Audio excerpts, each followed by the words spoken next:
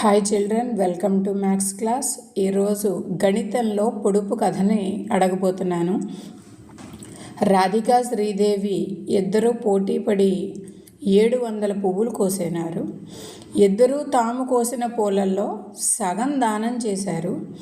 అప్పుడు శ్రీదేవి రాధికతో, నీ దగ్గరున్న పూల కంటే నా దగ్గర 150 పువ్వులు ఎక్కువ ఉన్నాయి అని అంది. అయితే ఎవరెవరు ఎన్ని పూలు కోసారు? ఇది పొడుపు కదా. జాగ్రత్తగా మీరు ఆలోచిస్తే దీనికి ఆన్సర్ వస్తుంది. ఈ ఆన్సర్ని కింద కామెంట్ సెక్షన్లో కామెంట్ చేయండి, లైక్ చేయండి, వీడియోని సబ్స్క్రైబ్ చేయండి, మీ ఫ్రెండ్స్కి కూడా షేర్ చేయండి. ఒక్కసారి హింట్ చూడండి.